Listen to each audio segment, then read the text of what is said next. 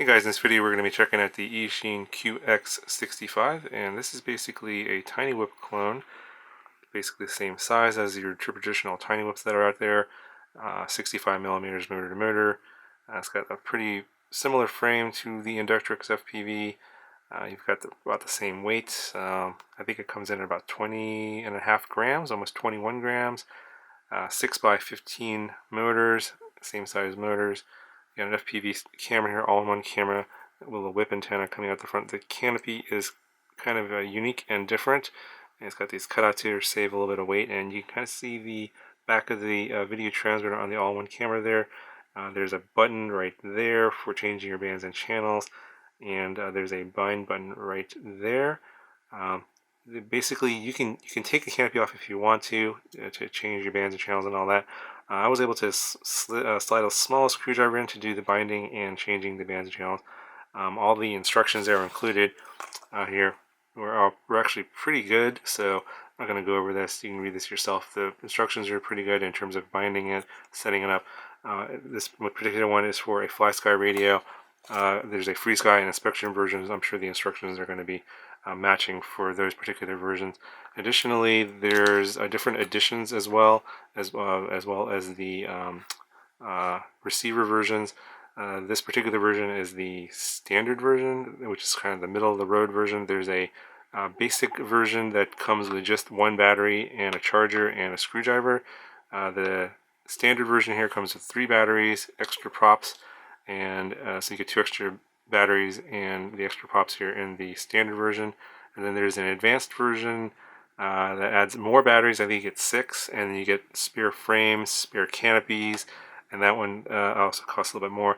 The advanced version I think is 83. The standard version here I think is 65, and then the basic version with just 1 battery and a charger, that comes in at 57. So pretty reasonably priced for all of what you get, and it flies pretty well. The flight controller on here is actually the BeeCore V2, and I reviewed that flight controller maybe about a month ago. I'll put a card in the corner. You guys can check out that video. And I just took that flight controller and I put it on an E011. Those had 7mm motors, and that flew great. You can watch that video and see how I built that. But this one that one's heavier because it's got 7mm motors. This one has 6mm motors, and it's lighter and performs more like a traditional Tiny Whoop. Obviously, that in that video I went over what the kind of features of that flight controller. Basically, it's an updated version of the BeeCore, and the old version had the F3 but no Betaflight OSD. This has the F3 with a different gyro. I think it's got a MPU 6000 now instead of the older 6050, and it has the Betaflight OSD along with the built-in receiver all on one board here, along with the little plugs here for your motor. So very nice setup here. You got a little USB port that comes out the back for your connection to the computer. The only thing that I was a little bit disappointed is that they use the old style connector here, the 1.25mm connector instead of the 2mm connector, and same with the batteries. Most of the high volt batteries nowadays they come with the bigger connector, the 2mm connector. So I didn't really notice that much difference in terms of loss of power. I think the motors on here are pretty decent.